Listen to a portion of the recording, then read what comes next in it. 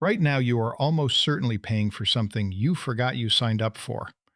By the end of this video, you'll know three things: the exact psychological trick companies use to keep charging you, the lawsuit that just exposed how one of the world's biggest companies does it, and the 30-second fix that stops it tonight.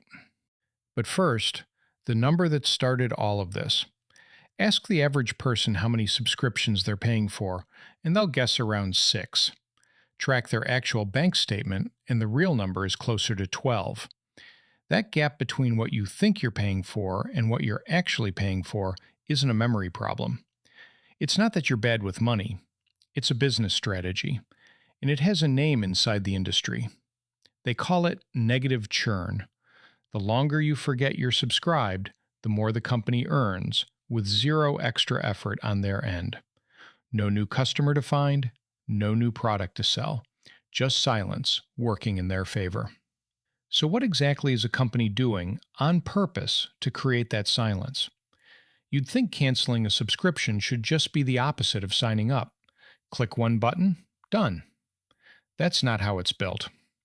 Researchers who study this call it a dark pattern, and it usually shows up in 3 specific forms. 1. Confirmshaming. The decline button doesn't say, "No thanks." It says, "No, I prefer to overpay," or "No, I don't want to save money." It's worded to make walking away feel embarrassing. 2. The retention maze. You click cancel. Instead of canceling, you're offered a discount. Decline it, and you're offered a different plan. Decline that, and there's a short survey asking why you're leaving. By the time you reach the actual cancel button, you've clicked through 4 or 5 screens designed to make you give up before you get there. 3. The channel switch. This is the one that frustrates people the most. Sign up in 10 seconds, online, from your couch. Cancel? Some companies have required an actual phone call during business hours to a live human being trained to talk you out of it. None of this is guesswork on their part. Every version of that cancel flow has been tested, measured, and optimized, the same way a store tests where to place candy near the checkout. And in 2023, one company got caught with the whole strategy written down in its own internal documents with its own internal code name. In 2023, the Federal Trade Commission sued Amazon over how hard it was to cancel Prime. According to the FTC's complaint, Amazon's own engineers had a nickname for the cancellation flow, the Iliad flow, a reference to the famously long ancient Greek epic. Employees allegedly joked internally about exactly how long and drawn out they'd made it, on purpose. The case didn't end quietly. In September 2025, Amazon agreed to a settlement with the FTC over its Prime enrollment and cancellation practices, part of a broader wave of enforcement actions against negative option subscription practices that has added up to billions of dollars in penalties since the start of 2025 alone. So Amazon settled. Case closed, trap fixed, everyone moves on, right? Not even close. Because while that case was still wrapping up, the FTC had already opened the next one, and this time it didn't come alone. As of this year, the FTC is in active litigation against Uber, not over rides, over its Uber One membership. The complaint alleges the same core problem as the Amazon case. Signing up takes one tap, canceling takes a maze of screens. But this case has something the Amazon case didn't. The FTC added a civil penalty claim, and 21 state attorneys general joined as co-plaintiffs on top of the federal case.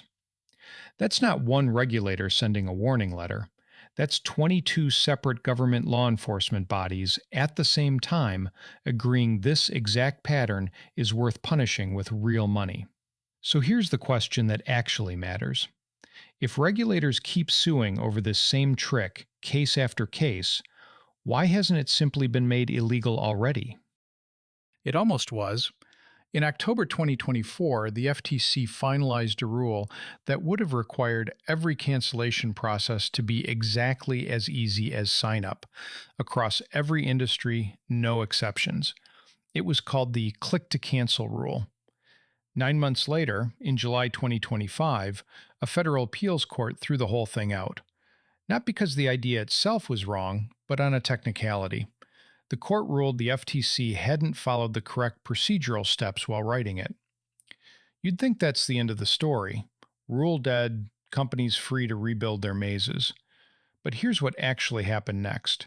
The FTC didn't stop enforcing the principle, it just switched to an older law called ROSCA to keep bringing cases one at a time, which is exactly how the Amazon and Uber cases kept moving even without the rule in place.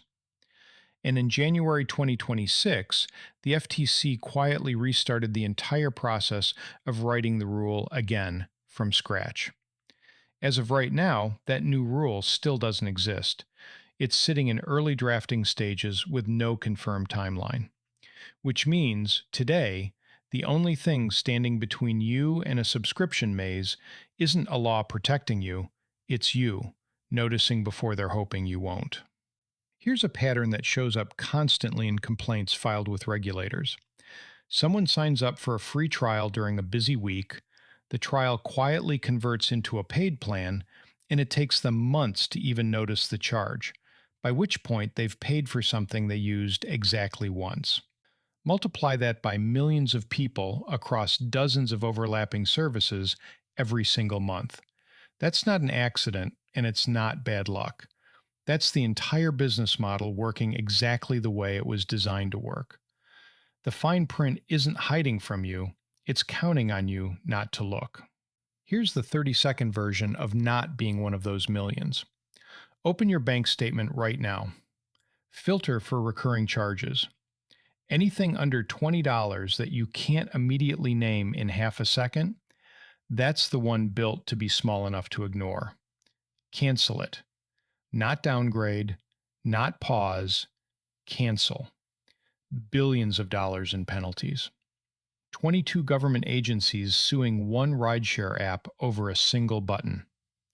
A federal rule that got written, erased on a technicality, and is now being rewritten from scratch. All of it over a cancel button. That alone tells you exactly how much that one button is worth to the companies fighting this hard to keep it buried. This has been Fox Method. Next time, the hidden fee your bank hopes you never notice.